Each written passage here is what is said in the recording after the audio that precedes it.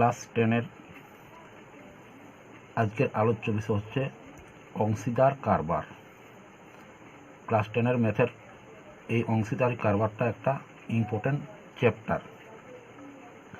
অংশীদার কারবার কাকে বলে? অংশী অর্থাৎ অংশ নেওয়া হয় তাকে বলা হয় অংশীদার। নিজে যদি না পারে তাহলে কারো সঙ্গ নিয়ে ব্যবসা শুরু করে তাকে বলা হয় অংশীদার। সে ব্যবসা একজন হোক, দুজন হোক বা আরও বেশি হোক, একসঙ্গে শেয়ার করে বা একসঙ্গে পার্টনারশিপ হয়ে, ইংলিশে বলা হয় পার্টনারশিপ, সেই পার্টনারশিপ বিজনেস করা হয়। অর্থাৎ পার্টনার মানে অংশ, একসঙ্গে একজনের সঙ্গে আরেকজনের অংশ নেই, মূলধনের অনুপাতে তার ভাগ করে বা লভ্যাংশ সমান অংশে ভাগ করে বা আরও কিছু করে, মানে তাদের নিজেদের মূলধন দিয়ে এবং লভ্যাংশ ভাগ করে নেই। তাহলে মূলধন জিনিসটা কি? তাহলে ব্যবসাতে যে টাকা নিয়োগ করা হয়, মূলধন। মূলধন কি? অর্থাৎ ব্যবসাতে উত্তরে হবে অ্যান্সার,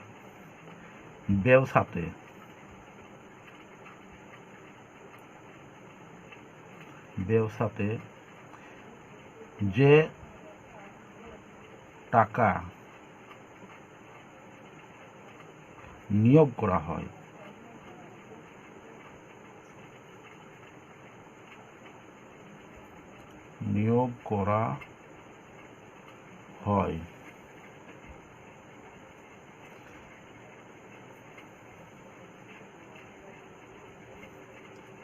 তাই মূলধন।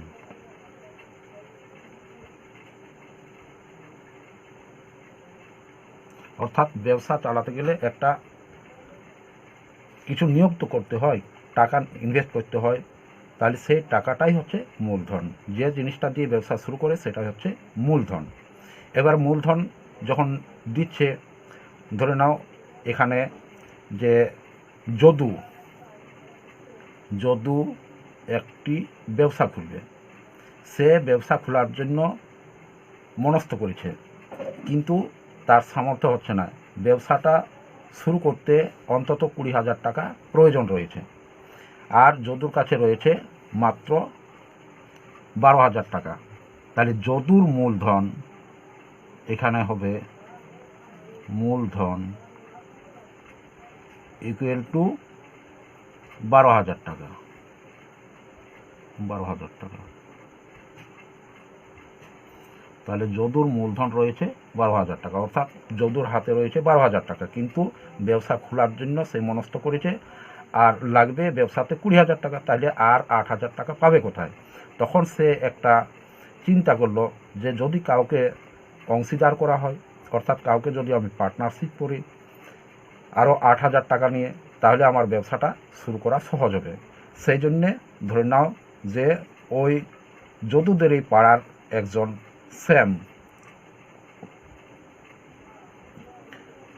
শ্যামকে সে বলল যে ভাই, আমি একটা ব্যবসা শুরু করতে চাইছি, কিন্তু আমার টাকা একটু কম পড়ে যাচ্ছে, তাহলে তুমি কি আমার ব্যবসার অংশীদার হবে? তাহলে বছরের শেষে যে লভ্যাংশ হবে সেই লভ্যাংশের তুমিও ভাগ পাবে। তখন শ্যাম বলল ঠিক আছে, আমি রাজি আছি। তাহলে কত টাকা লাগবে? তখন যদু বলল যে ব্যবসাতে লাগবে 20,000 টাকা মোট, কিন্তু আমার কাছে রয়েছে 12,000, তাহলে তোমাকে দিতে হবে কত? 8,000 টাকা। তাহলে শ্যামের মূলধন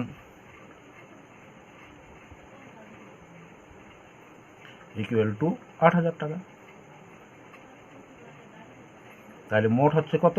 20,000 টাকা, এত টাকা।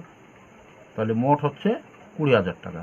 তাহলে 20,000 টাকা দিয়ে তারা দুজনে একটা যৌথ ব্যবসা শুরু করলো, অর্থাৎ অংশীদার ব্যবসা শুরু করলো। বছরের শেষে দেখা গেল লাভ হয়েছে, বছরের শেষে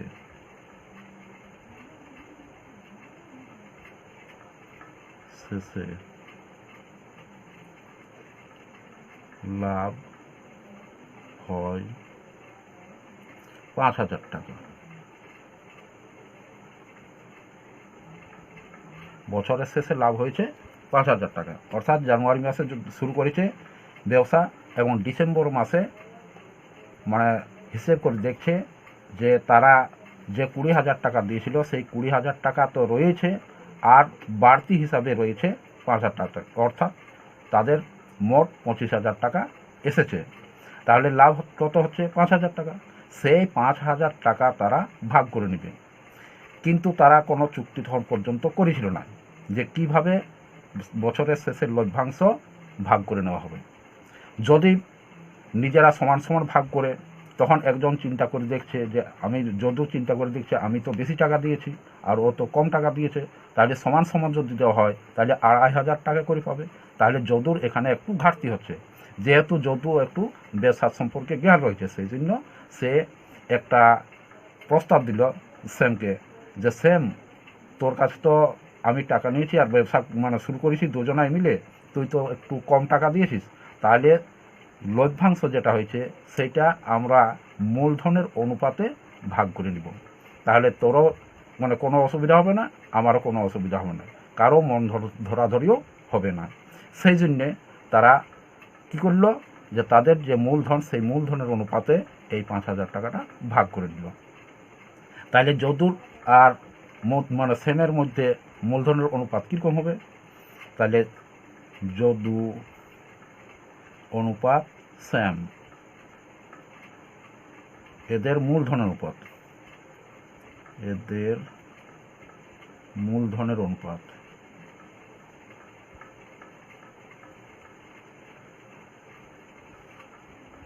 অনুপাত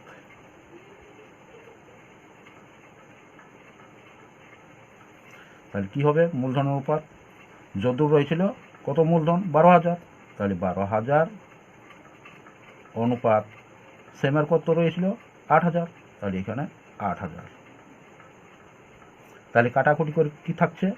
তাহলে যদি আমরা কাটি তাহলে 3টা শূন্য করে চলে যাচ্ছে, আর 4 দিয়ে ভাগ হচ্ছে, তাহলে 4 3 12 হয়, 4 2 8 হয়, ইকুয়াল টু কত হচ্ছে? 3:2, অর্থাৎ 3:2 এই অনুপাতে তারা এই 5,000 টাকাটা ভাগ করে নেবে। এক্ষেত্রে হচ্ছে যে যদু যদি 3,000 টাকা পায় তাহলে এ পাবে 2,000 টাকা। তাহলে তাদের মূলধনের মোট অনুপাত হয়েছে কত, সেটা আমরা প্রথমে দেখে নেব। তাহলে মোট অনুপাত হচ্ছে 3 + 2 ইকুয়াল টু 5। তাহলে এখানে লিখব যদুর আনুপাতিক ভাগহার,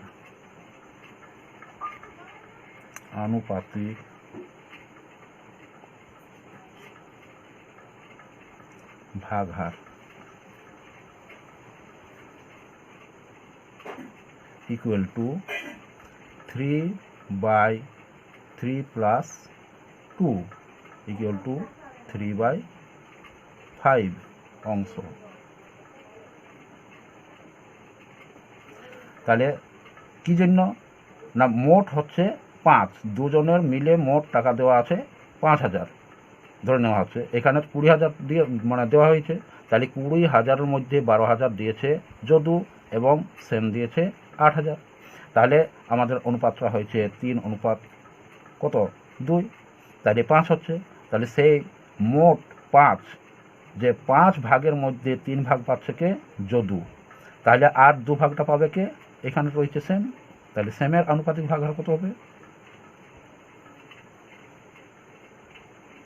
তাহলে সেমের টাকার আনুপাতিক ভার হবে, এখানে হবে 2/5, যেহেতু এর দুটো যোগ করে 5 হচ্ছে, তাহলে 2/5 অংশ।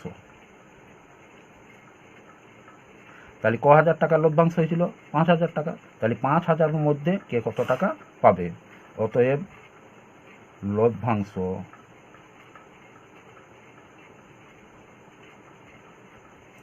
$5,000 টাকার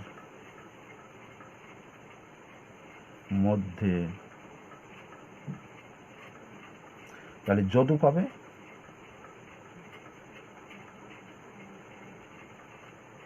যদু কত টাকা পাবে? মোট আছে 5,000 টাকা, তাহলে 5,000 ইন্টু এখানে যদুর কত রয়েছে 3/5, তাহলে তার আনুপাতিক ভাগটা এখানে দেওয়া হয়। তাহলে 5 একে 5, এখানে 1,000 রয়ে যাচ্ছে, তাহলে 3,000 ইকুয়াল টু 3,000 টাকা। আবার সেম পাবে কত? সেম পাবে 5,000 ইন্টু তার আনুপাতিক ভাগ আর কত আছে 2/5, তাহলে 5 দিয়ে কাটলে 1,000 হচ্ছে, তাহলে 1,000, অতএব 1,000 দুগুণে 2,000, তাহলে 2,000 টাকা হচ্ছে। কিন্তু এক্ষেত্রে এরকমও হতে পারে, তারা যদি চুক্তিবদ্ধভাবে আগে সমান সমান করে নিত, তাহলে হয়তো মূলধনের অনুপাতে না করে সমান ভাগে ভাগ করতো, অর্থাৎ প্রত্যেকে 2,500 করে পেত। তাহলে ব্যবসা শুরুর আগে কিছুগুলো শর্ত নিজেরা করে নেয়, তাহলে ব্যবসা চালাতে সুবিধা হয়। যারা ব্যবসা করে তারা সেই শর্তগুলো প্রথমে করে নিয়ে এবং সেগুলা ঠিক করে তারপর ব্যবসা শুরু করে।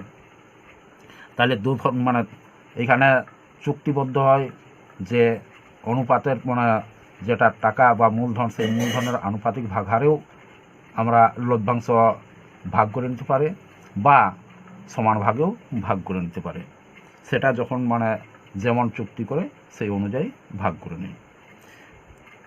আশা করছি তোমরা বুঝতে পেরেছো যে কীভাবে মূলধন অংশীদারি কারবার চালানো হয়। তাহলে এরপর আমরা অঙ্কে চলে যাই। এক্ষেত্রে দেখা যাচ্ছে যে অংশীদারি কারবার দু ধরনের কীরকম, একটা হচ্ছে সরল অংশীদারি কারবার এবং একটা মিশ্র অংশীদারি কারবার। তাহলে মিশ্র অংশীদারি কারবার এবং সরল অংশীদারি কারবার কাকে বলা হয়?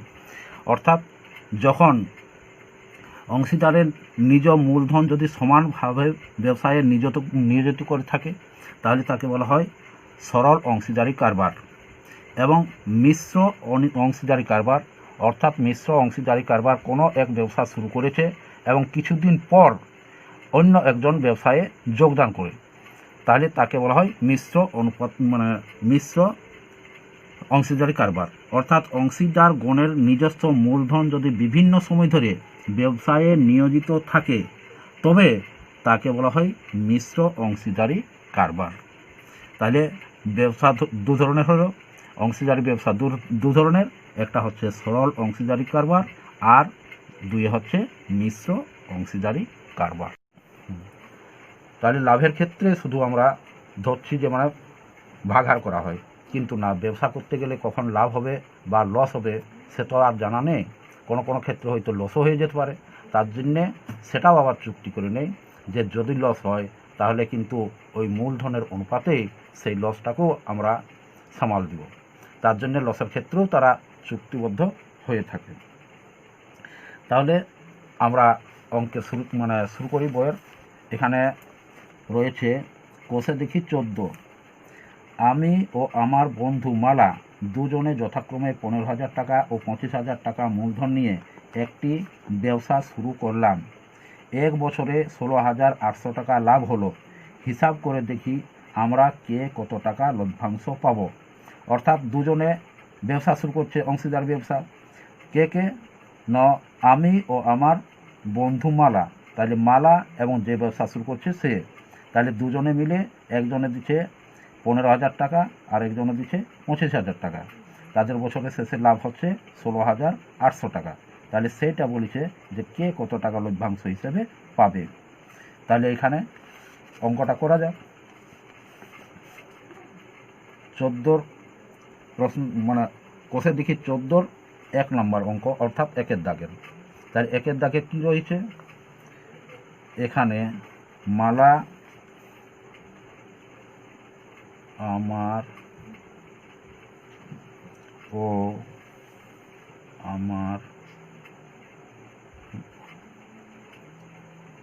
আমি ও আমার বন্ধু আমার বন্ধু মালার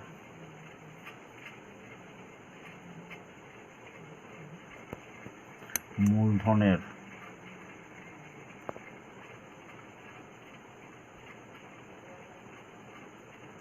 অনুপাত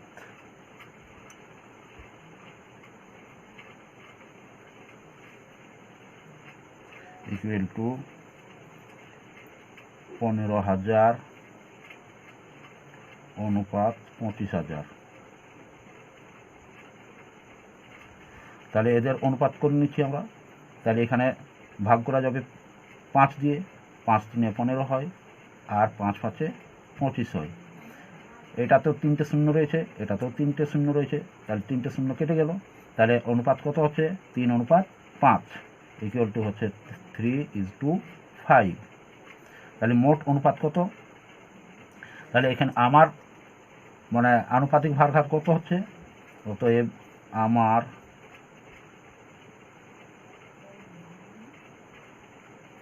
টাকার আনুপাতিক ভাগহার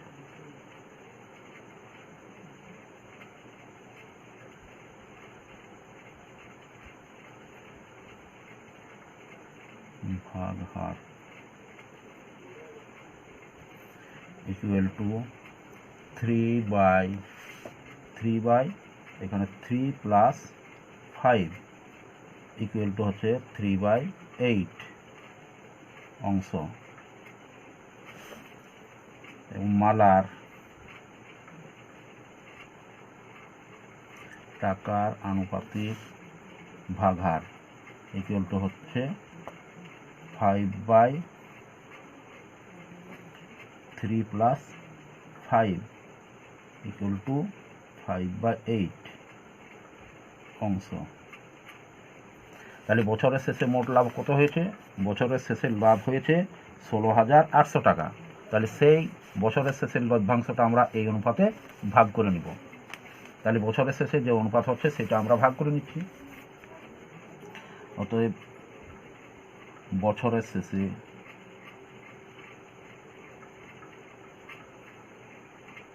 শেষে 16,800 টাকা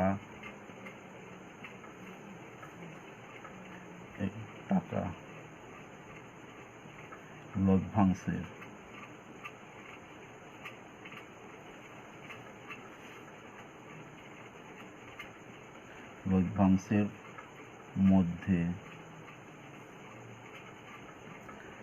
আমি পাব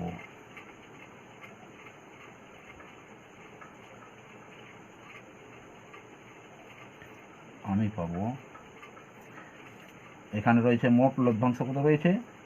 16,800। তাহলে 16,800 ইন্টু আমার কত আনুপাতিক ভাগহার হচ্ছে? 3/8। তাহলে 3/8 8 দিয়ে কেটে দিচ্ছি। তাহলে 8 দিয়ে 16, 8 একে 8, দুটো শূন্য, তাহলে 3 একুশে 63, 6,300 টাকা। এবং মালা পাবে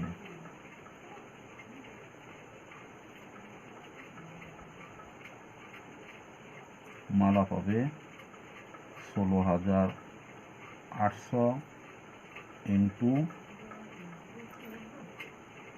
এই 5 মালার হচ্ছে আনুপাতিক ভাগহার হচ্ছে এখানে 5/8। তাহলে 5/8, তাহলে 8 দিয়ে কেটে দিই। তাহলে 8 দিয়ে 16, 8 একে 8, দুটো শূন্য, তাহলে কত হচ্ছে এখানে? 105, 105 এত টাকা।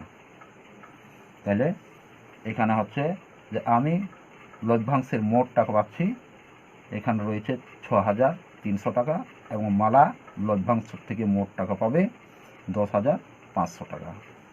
তাহলে এই অনুপাতে ভাগ করে দিলে তাদের লভ্যাংশ এই হারে দাঁড়াবে। দেখি 14 2-এর অঙ্কটা। 2-এর অঙ্কটাতে কী রয়েছে? এখানে রয়েছে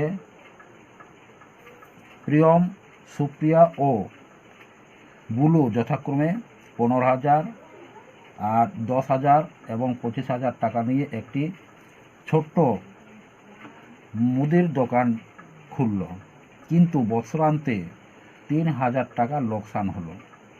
কাকে কত টাকা লোকসানের পরিমাণ দিতে হবে হিসাব করে লিখি। তাহলে আগেরটাতে ছিল লভ্যাংশ অর্থাৎ লাভ হয়েছিল, কিন্তু এটাতে লাভ না হয়ে ক্ষতি হয়ে গেছে। তাহলে পূর্বে বলা হয়েছিল, আমি বললাম যে ব্যবসা ক্ষেত্রে কোনো ক্ষেত্রে হয়তো লাভও হতে পারে, আবার কোনো ক্ষেত্রে লসও হতে পারে। লাভ বা লস কি করে জানবো যে কখন কি হবে?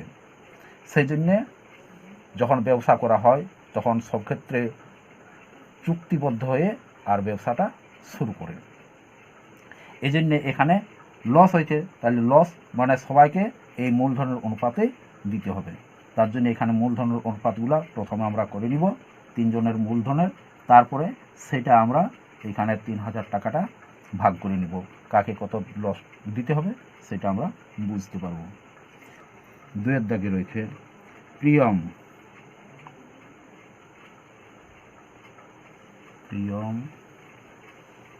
অনুপাত সুপ্রিয়া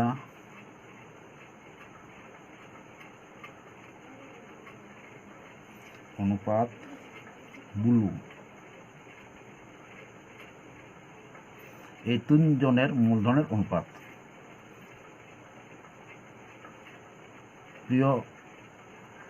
প্রিয় আর মূলধনের মানে বুলুর মূলধনের অনুপাত।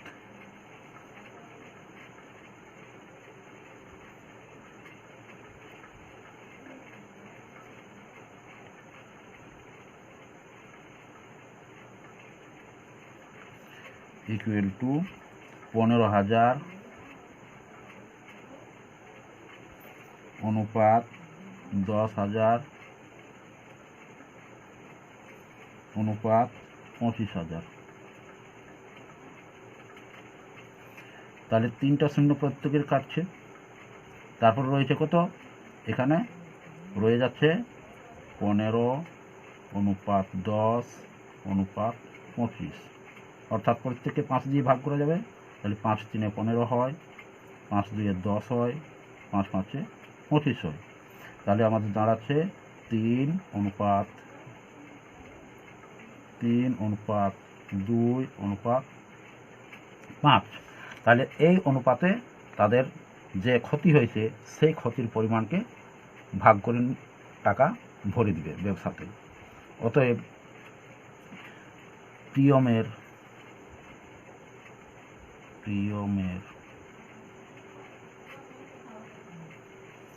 মূলধনের টাকার আনুপাতিক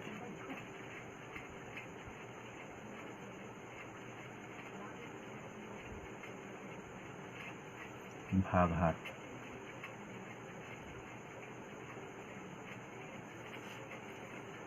equal to 3/3 plus 2 plus 5 equal to 3/, তাহলে 3 2 5 5 10। এরপর রয়েছে সুপ্রিয়র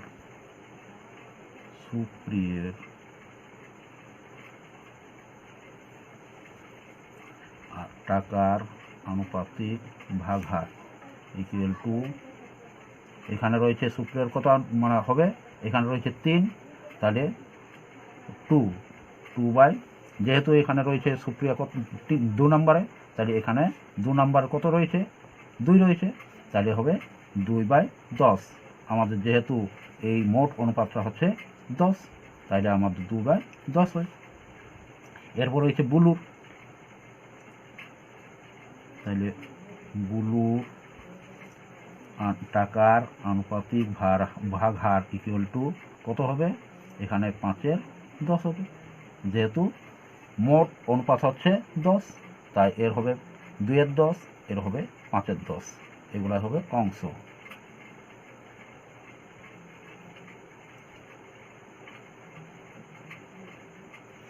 তাহলে বছরের শেষে লস হয়েছে কত? বছরান্তে লস হয়েছে 3,000 টাকা। অতএব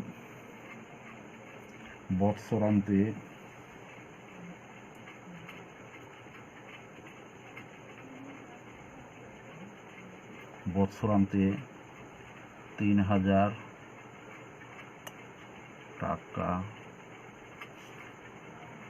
লোকসানের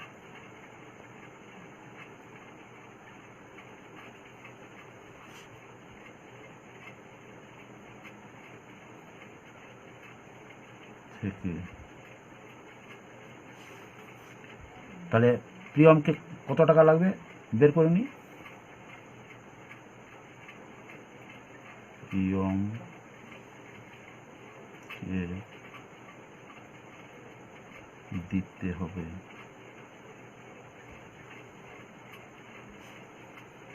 প্রিয়মকে দিতে হবে কত, এখানে রয়েছে ৩,০০০ গুণিত প্রিয়মের আনুপাতিক ভাগ আর ৩/10, তাহলে 3/10, অর্থাৎ এখানে একটা শূন্য, এখানে একটা শূন্য কেটে দিই, তাহলে কত হচ্ছে ৩ × ৯ 900 টাকা। 900 টাকা। এরপর কে রয়েছে সুপ্রিয়া, তাহলে সুপ্রিয়াকে কত দিতে হবে,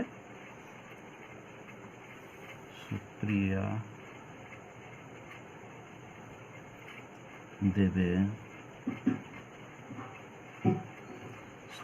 দেবে এখানে ৩,০০০ গুণিত সুপ্রিয়ার আনুপাতিক ভাগ আর কত 2/10, তাহলে এখানে = 3 × 2 = 600 টাকা। এরপর কার রয়েছে বুলু,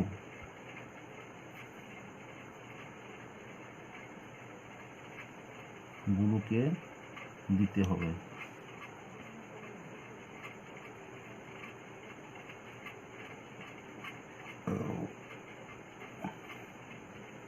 ৩,০০০ গুণিত বুলুর আনুপাতিক ভার কত 5/10, 5/10,